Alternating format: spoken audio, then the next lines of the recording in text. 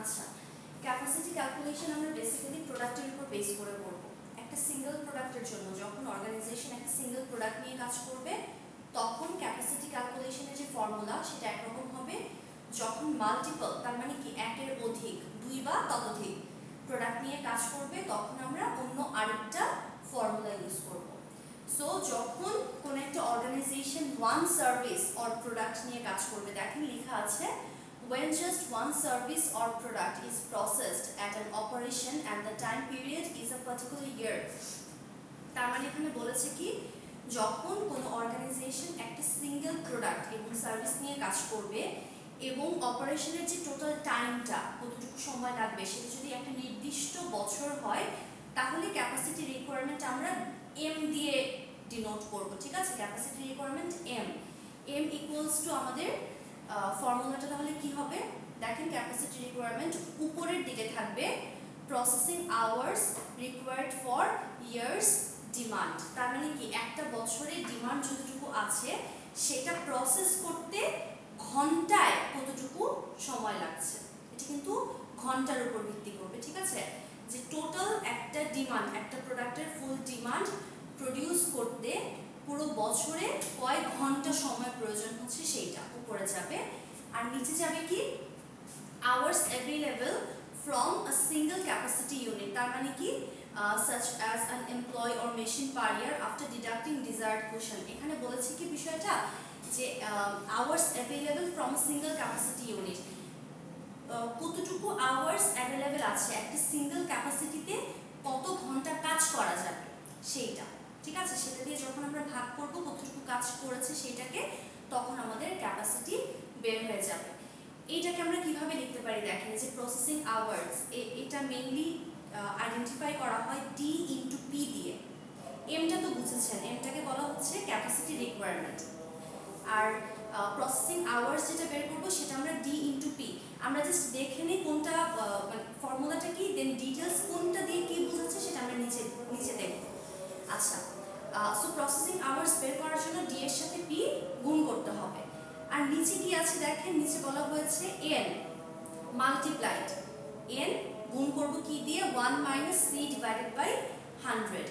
এখন এখানে ডি কি, পি কি, এন কি, সি কি, এটা তো আমাদের জানতে হবে।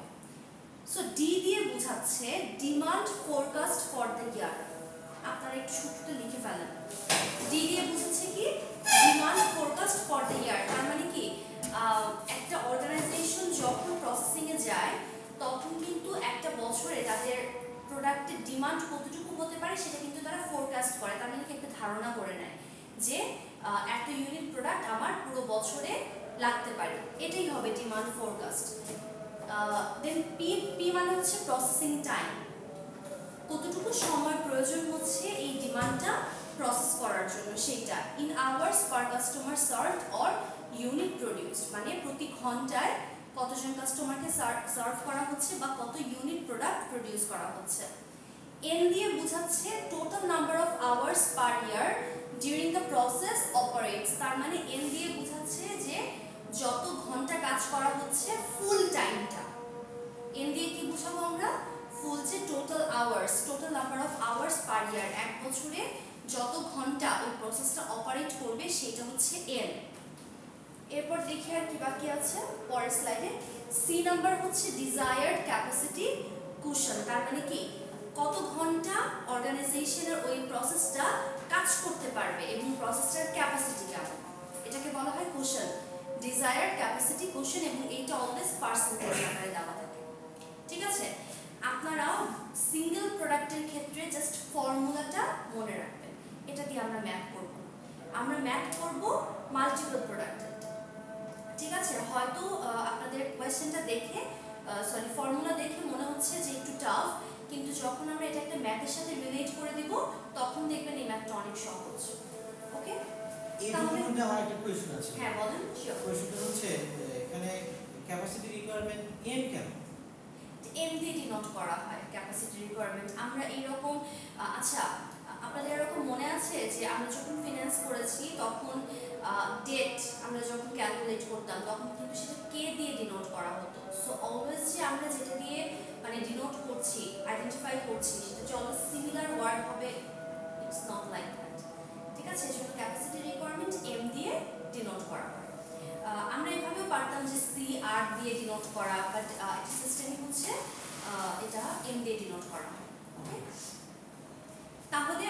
এতক্ষণ যে ফর্মুলাটা দেখলাম সেটা ছিল একটা সিঙ্গেল প্রোডাক্ট নিয়ে যখন কাজ করবে। এখন দেখব যখন organization at a time multiple product নিয়ে কাজ করবে তখন আমাদের ফর্মুলাটা কীরকম হবে দেখেন।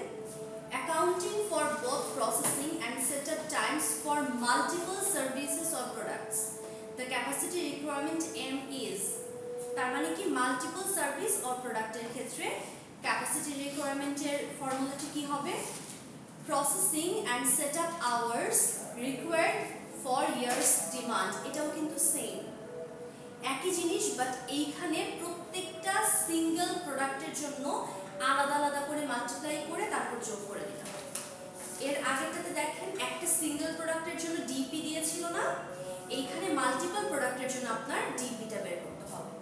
ডিপি বের করব এবং সেই সাথে এগুলো যোগ করে দিতে হবে। দেন ডিভাইড করব কি দিয়ে, এখানেও ছিল দেখেন আওয়ার্স অ্যাভেলেবল, এখানেও কিন্তু same hours available from a single capacity unit per year after deducting desired portion. নিচের যে পোর্শনটা এটা কিন্তু সেম দেখেন, আগেরটাতে যেটা ছিল এখানেও সেম। তার মানে কি একটা অর্গানাইজেশনের ফুল ইউনিটটা প্রডিউস করার জন্য কতটুকু ক্যাপাসিটি আছে সেটা দিয়ে ডিভাইড করা। শুধু উপরের যে পোর্শনটা সেখানে চেঞ্জেসটা আসবে, কারণ এর আগেরটাতে ছিল সিঙ্গেল প্রোডাক্ট, এটা হচ্ছে মাল্টিপল প্রোডাক্ট। এখন দেখেন আপনারা বলতে পারেন যখন আপনাদের ম্যাথটা আসবে তখন আপনারা কিভাবে লিখবেন। এই যে উপরে ডিটেলস কথাবার্তা লেখা, এটা লেখার কোনো প্রয়োজন নেই। আপনারা সূত্রটা লিখবেন এম দিয়ে, যে সূত্রটা সেটা। তাহলে এম দিয়ে সূত্রটা কি লেখা আছে, ডিপি, আমরা একটু আগে ডিপি যে প্রথমটাতেও কিন্তু দেখেছিলাম, so DP as usual multiply করতে হবে। এইখানে একটা জিনিস এক্সট্রা আছে, সেটা হচ্ছে ডি কে আবার কিউ দিয়ে ডিভাইড করতে হবে এবং এস দিয়ে গুণ করতে হবে।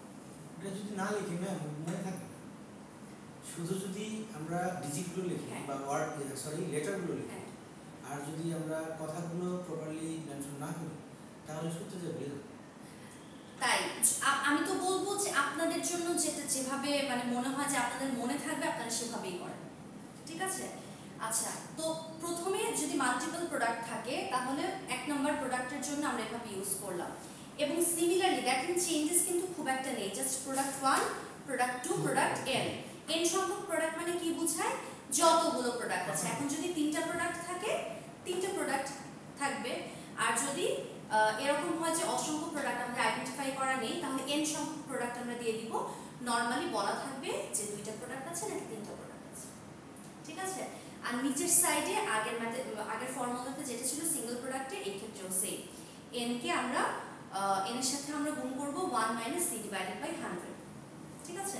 এখন এখানে আমরা বলছি যে ডিপি ডিকিউ, দেখেন ডিপি কিন্তু দেখে এসেছিলাম কি কি প্রিভিয়াসলি, দেখেন ডিআরপি আমরা জানি কি, এন ও জানি কি।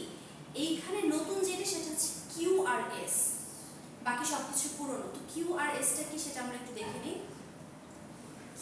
কিউ দিয়ে বোঝাচ্ছে number of units in each lot.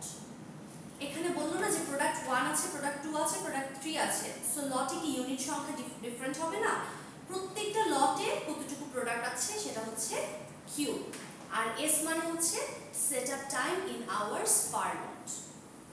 Okay, আমরা এটা ফুল ফর্মুলাটা দেখলাম। এখন যদি আমরা এটাকে ম্যাথের সাথে কানেক্ট করে দিই তাহলে আপনাদের জন্য আইডেন্টিফাই করা ইজি হয়ে যাবে। আমরা তাহলে এবার একটু সরাসরি ম্যাথে চলে যাই। ওকে, সূত্রটাকে লিখেছেন? সমস্যা নেই, আমরা ডিরেক্টলি ম্যাথ করবো। ম্যাথের এখানে সূত্রটা লিখে নিয়ে, আচ্ছা আমরা একটু বক্সটা দেখি। হ্যাঁ, পুরোটা বক্স যদি একবারে আসতো তাহলে ভালো হতো। এখানে আমাকে বলেন তো সার্ভিস বা প্রোডাক্ট কয়টা?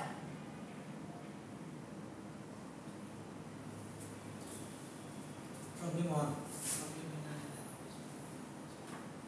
বক্সটা দেখে বলতে হবে সার্ভিস বা প্রোডাক্ট একটা নাকি 2টা নাকি 3টা, কয়টা আছে? এখানে তো সার্ভিস 2টা, client X client Y. Exactly, দেখেছেন? তার মানে কি সার্ভিস 2টা দিতে হচ্ছে, ক্লায়েন্ট এক্স একজন আর ক্লায়েন্ট ওয়াই একজন। এখন আমরা সিঙ্গেল যে ফর্মুলাটা সেটাতে যাব নাকি মাল্টিপলে যাব? একেবারে সিঙ্গেলে যায়, একেবারে দুটো মাল্টিপল। প্রোডাক্টের উপর ডিপেন্ড করে। প্রোডাক্ট তো একটা, প্রোডাক্ট না সার্ভিস, প্রোডাক্ট বা সার্ভিস যে কোনো, যদি মাল্টিপল হয় তাহলে একটা সূত্র, যদি একটা হয় তাহলে প্রথম সূত্রটা। এই ক্ষেত্রে কোন সূত্রটা ব্যবহার হবে? দ্বিতীয় সূত্র একই ম্যাথ দিয়ে দুইটা করা যাবে না। আপনার সার্ভিস এখানে কয়জনকে দিচ্ছেন? দুইজন ক্লায়েন্টকে না?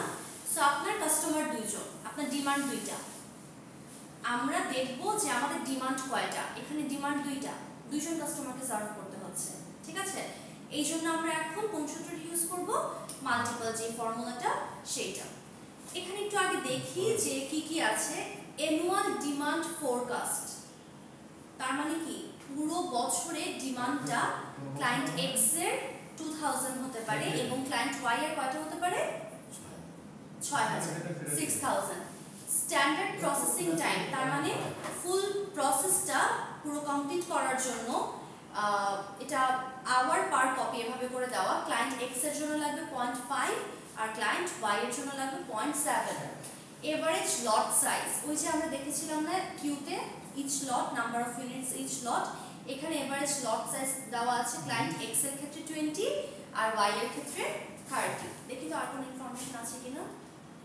হ্যাঁ, স্ট্যান্ডার্ড সেটআপ টাইম দেখেন এই যে উপরে এস দিয়ে সেটআপ টাইম দিয়া, সেটআপ টাইম এখানে দেওয়া আছে কত? 0.25 এবং 0.40। এটা কিন্তু পার্সেন্টেজ আকারে সেটআপ টাইম, পার্সেন্টেজটাকে কনভার্ট করে আমাদের 0.25 এ নিয়ে গেছে এবং 0.40 তে নিয়ে গেছে। এভাবেই থাকবে, আপনারা এভাবে ইউজ করবেন, কোনো সমস্যা নেই। এই হচ্ছে আপনাদের বক্সে যত ধরনের ইনফরমেশন লাগবে সেটা দেওয়া আছে। বক্সে এগুলো থাকলে তাহলে আর ম্যাম ওই এগুলো লিখতে হবে না, সরাসরি সূত্র লিখে আপনারা শুধু d equal to এত। এক্স্যাক্টলি, হ্যাঁ। আমরা একটু দেখি তাহলে উপরের পোরশনগুলোতে কি লেখা আছে। A copy center in an office building prepares, copy center তার মানে এটা ফটোকপি করে, ফর এক্সাম্পল ফটোকপি করে। In an office building prepares bound reports for 2 clients, তাহলে দুইজন ক্লায়েন্ট, কাস্টমার কয়জন? দুইজন। এটা দেখি আমরা বুঝবো যে এটা মাল্টিপলে যাবে। The center makes multiple copies of each report, প্রত্যেকজন ক্লায়েন্টের জন্য মাল্টিপল কপিস করা হয়। The processing time to run, collate and bind each copy depends on, among other factors, the number of pages. এখানে জাস্ট বোঝার জন্য কিছু কথাবার্তা লেখা, এখানে আমাদের কোনো ইনফরমেশন নেই। The center operates 250 days per year, টাইমটা বলা আছে। প্রতি বছরে সেন্টারটা কতদিন কাজ করে? 250 ডেজ। আমাদের ফুল ইয়ারে ডেজ হচ্ছে 365। এই সেন্টারটা 365 ডেজ কাজ করে না, করে কত পার ইয়ারে? 250 ডেজ উইথ 1 8-hour শিফট। একটা শিফটেই কাজ করে এবং দিনে কয় ঘন্টা? 8 ঘন্টা। ওকে। Management believes that a capacity cushion of 15%, এই যে এখানে ক্যাপাসিটি কুশন আমরা একটা দেখেছিলাম না, যে ওই যে দেখেন উপরে সি, desired capacity cushion, তার মানে সি কোনটা হবে?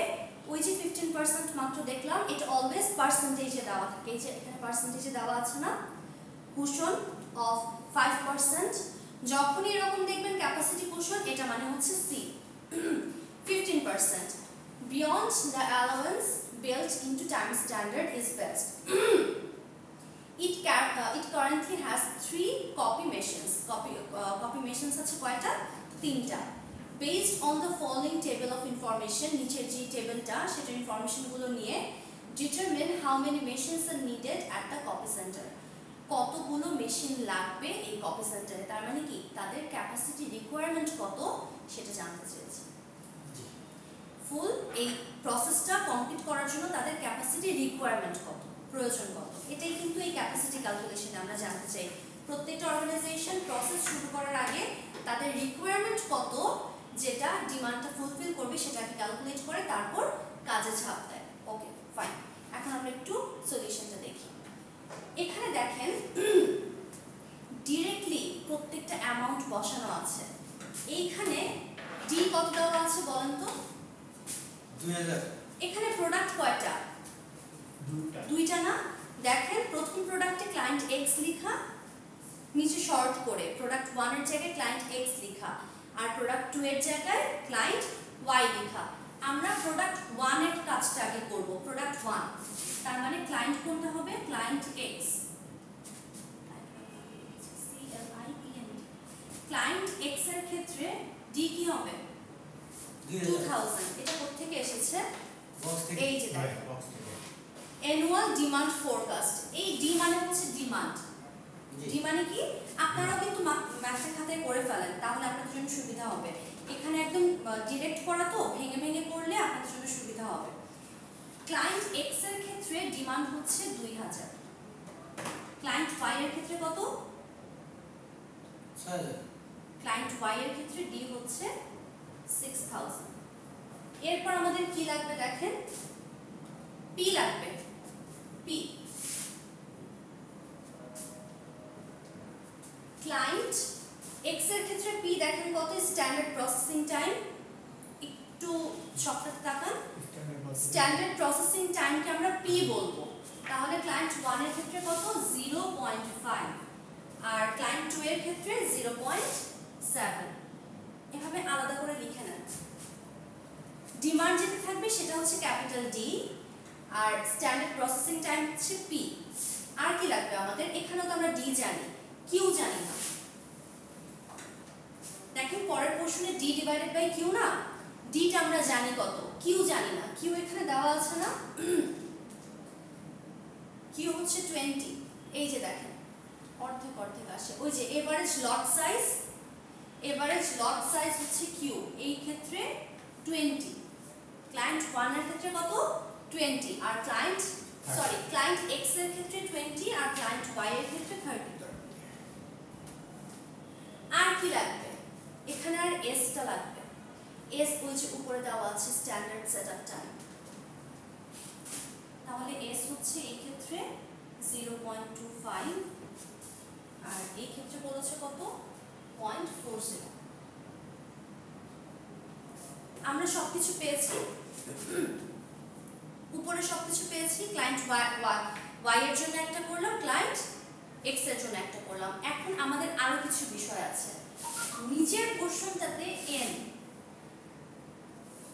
লাগবে আমাদের। এন কত? এন মানে হচ্ছে কি, আমরা এখানে কি দেখেছিলাম দেখেন তো, এন মানে কি দেখেন? Total number of hours per year during which the process operates. এক বছরে যত ঘন্টা কাজ করবে। এখন এরা যদি 250 ডেজ কাজ করে এবং প্রতিদিন 8 ঘন্টা করে কাজ করে তাহলে তাদের ঘন্টা কতটুকু হবে? তাহলে তাদের ঘন্টা কতটুকু হবে? দেখেন 250 এর সাথে 1 একটা শিফট গুণ করেছে, ওটা 1 না গুণ করলেও চলবে, 8 দিয়ে আবার গুণ করেছে। তাহলে এইখানে n ইকুয়ালস টু কত হবে? আপনি ডিরেক্টলি লিখে ফেলি, একটু গুণ করেন তো। 200 আর একটা শূন্য বসাই 2000। ঠিক আছে, n সমান সমান 2000। আর কি লাগবে? 1 তো 1 লিখলাম। সি মানে ক্যাপাসিটি কুশন, ওটা কত ছিল আমাদের ম্যাথে বলা ছিল দেখেন 15%, 0.15। আমরা 15% লিখবো না, এই ক্ষেত্রে সিটাকে আমরা ডিরেক্টলি 0.15 লিখবো, কারণ আমরা জানি 15% কে যদি আমরা মানে ডেসিমেলে নিই তাহলে এটা এভাবে করতে হয়, 15 ডিভাইডেড বাই 100 সমান সমান 0.15। ঠিক আছে, তাহলে আমরা সি ডিরেক্টলি, আপনারা চোখ বন্ধ করে যে পার্সেন্টেজটা থাকবে আগে একটা ডট দিয়ে সেটা লিখে দেবেন, দশমিক দিয়ে সেটা লিখে দেবেন। তাহলে আমরা মোটামুটি সব কিছু পেলাম না? কোনটা কিভাবে আইডেন্টিফাই করতে হয় সেটা বুঝতে পেরেছেন। এটা হচ্ছে দুইটা ক্লায়েন্টের ক্ষেত্রে ডিমান্ড, এটা হচ্ছে প্রসেসিং টাইম, এটা কি কিউ কি ছিল? কোয়ান্টিটি বা अवेलेबल লট সাইজ, টোটাল লট সাইজ কত হবে, আর এস হচ্ছে সেটআপ টাইম। এখানে এন হচ্ছে টোটাল কতটুকু ঘন্টা কাজ করতে পারবে, আর এই সিটা হচ্ছে ক্যাপাসিটি কুশন। ওকে, এখন আমরা জাস্ট কি করব, এই যে সূত্রটা আছে এইখানে আমরা বসিয়ে দেব। দেখেন কি করেছে, উপরে ফুল সূত্রটা একবার লিখেছে না, আপনাদেরকে এই সূত্রটা একবার আগে লিখতে হবে। হ্যাঁ, m ইকুয়ালস টু এই সূত্রটাকে লিখতে হবে, সহজ কিন্তু একবার দুবার লিখবেন পেরে যাবেন। সূত্রটাকে লিখতে হবে, এরপর নিচে কি করবেন, যতগুলো ক্লায়েন্ট আছে ততগুলো ক্লায়েন্টের মাল্টিপ্লিকেশন করে গুণ করে দিবেন। সো d ইনটু p, এটা আমরা কিভাবে লিখি? আচ্ছা, এভাবে না লিখে আপনারা আরেকটু সুন্দরভাবে এই জিনিসটা লিখতে পারেন, তাহলে আপনাদের জন্য বোঝাটা সহজ হবে। আমি এটা একটু মুছে দিচ্ছি।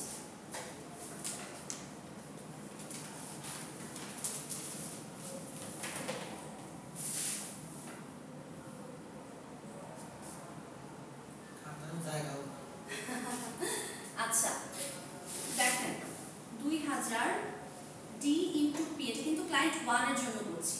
ক্লায়েন্ট 1 এর জন্য পি হচ্ছে 0.5, তাই না?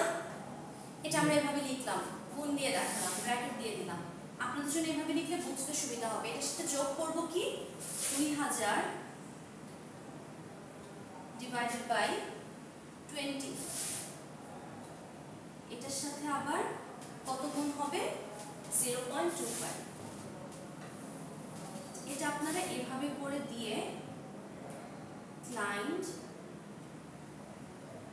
x, দেখেন এইটা দেখতে বেশি কম্পারেটিভলি ইজি মনে হচ্ছে না? ওটা কিন্তু মনে হয় যে কত ক্যালকুলেশন, কত কিছু করছে। এখানে বোঝা যাচ্ছে গুণ করলো, এটা ভাগ করলো, ভাগ করে আবার গুণ করে দিয়েছে। এভাবে লিখলে আপনাদের জন্য বিষয়টা কম্পারেটিভলি সহজ হবে। আচ্ছা, এখানে আমার জায়গা নেই, একদম সেম ওয়েতে ক্লায়েন্ট ওয়াইটা লিখবেন। নিচের পোর্শনটুকু কিভাবে লিখবেন? ডিরেক্টলি 250, এত কিছু লেখা দরকার নেই, ইনটু 8, এটা n, এর সাথে কি যাবে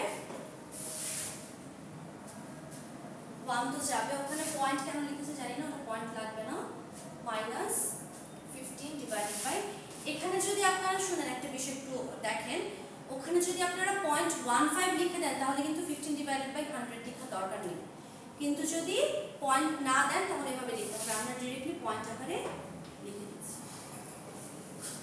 এভাবে করলে বিষয়টা কিন্তু দেখতে সুবিধা হয়। কি হয়েছে বলেন? ঠিক আছে? আচ্ছা, এটাতে ডিভাইডেড হবে, একটু ওয়েট, এটা নিচে ভাগ হবে।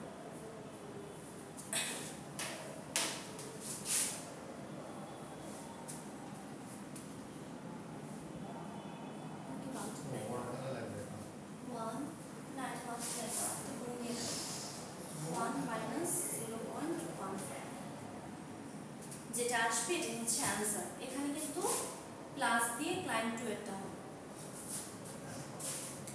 ম্যাম, এখানে কোশ্চেন হচ্ছে যে 250 * 8, এখানে তো আমি আগে বের করে নিলাম, তা আমি এখানে সরাসরি দিয়ে দেব, লিখতে পারেন, তাহলে তো আমাদের ওইটার জায়গায় এত লাগবে। হ্যাঁ কোনো সমস্যা নেই।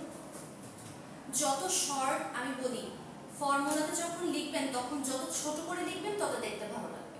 যদি আপনি আগে ক্যালকুলেট করে সব বের করে নেন তাহলে তো আপনারা নতুন করে দেখাতে হচ্ছে না। That's it. তারপরে এটা যদি আমি আগেই 0.15 লিখি তাহলে আর ভাগ করার প্রয়োজন কোনো দরকার নেই। সি তে 0.15 লিখলাম, আমি ডিরেক্টলি সি তে 0.15 দেখিয়ে দিব। তারপর দেখেন উপরের ক্যালকুলেশন করে কত এসেছে 5305। আমরা যখন ক্যালকুলেট করে যোগ করলাম তখন 5305 এসেছে, আর নিচে এসেছে 1700। এই যে নিচের এই কাজটা কমপ্লিট করলে কত আসবে 1700। যখন 5305 কে আমরা 1700 দিয়ে ভাগ করব তখন আপনাদের ক্যাপাসিটি আসবে 3.12। কিন্তু মেশিন কয়টা লাগবে সেটা কি কখনো পয়েন্টে হয়? পয়েন্টে হয় না। তার মানে কি 3টা মেশিন, 3.12 মানে হচ্ছে 3টা মেশিন লাগবে অবশ্যই, কিন্তু এই যে 0.12 এর জন্য কাজটা কমপ্লিট করার জন্য আপনাদের আরেকটা মেশিন বেশি লাগবে। তার মানে যদি এইরকম আসে ধরেন 5.41, তার মানে 5টা মেশিন লাগবে, এই এক্সট্রা একটার জন্য আপনাদের 6টা মেশিন লাগবে। বুঝতে পেরেছেন? যদি পয়েন্টে আসে, যদি এরকম মানে একদম পুরো ফুল একটা কমপ্লিট ডিজিট আসে তাহলে কিন্তু আর প্লাস করা দরকার নেই, কিন্তু পয়েন্ট দিয়ে এক্সট্রা কিছু থাকলে আপনার এটার সাথে এক যোগ করে 8টা হয়ে যাবে রিকোয়ারমেন্ট। এখানেও সেম করেছে দেখেন, rounding up to the next integer, তার মানে কি রাউন্ড করে দিয়েছে পরবর্তী যেই পূর্ণ সংখ্যা সেটাতে। Integer gives a requirement of 4 machine, তার মানে 4টা মেশিন এখানে লাগবে আপনার ফুল ডিমান্ডটা কমপ্লিট করার জন্য। ওকে, সো আমাদের যদি একটা রাউন্ড ফিগার আসে তাহলে আমাদের আর চেঞ্জ করার প্রয়োজন নেই, কিন্তু যদি রাউন্ড ফিগার না আসে এক্সট্রা যতটুকু আসবে সেটার জন্য জাস্ট একটা মেশিন অ্যাড করে দেব। ঠিক আছে, বলেন কোনো কোয়েশ্চেন থাকলে বলেন, সেটা কভার করে দেব। আচ্ছা নামবো, ঠিক আছে। হ্যাঁ, আর এই যে অঙ্কটা আছে না, সূত্র না লিখে অঙ্ক দিলে কোনো সমস্যা? করতে পারেন, সমস্যা নেই, কিন্তু আপনাকে সূত্র মনে রাখতেই সূত্র হচ্ছে। লিখতে হবে। আপনার সূত্র কিন্তু মনে রাখতে হবে, সূত্র মনে রাখতে হবে, সেটার উপর বেস করে তো আপনি সংখ্যাগুলো বসাবেন, তাই না? এখন যদি আপনি সূত্র মনে না রাখেন করতে গেলে ভালো লাগে অ্যাকচুয়ালি সত্যি। সূত্রটা ধরে ধরে ওটা লিখতে হবে পরে আচ্ছা, আমি ইন ডিটেইলস আপনাদেরকে ভিডিওটা অফ করে তারপর আরেকবার একটু রিপিট করে দিচ্ছি। কিন্তু আমাদের এই ক্যাপাসিটি পোর্শন বা ক্যাপাসিটি রিকোয়ারমেন্ট, আমাদের ক্যাপাসিটির যে 4 নম্বর চ্যাপ্টারটা, সেটা এই পোর্শন থেকে ক্যাপাসিটি ক্যালকুলেশন পর্যন্ত ডান। 5350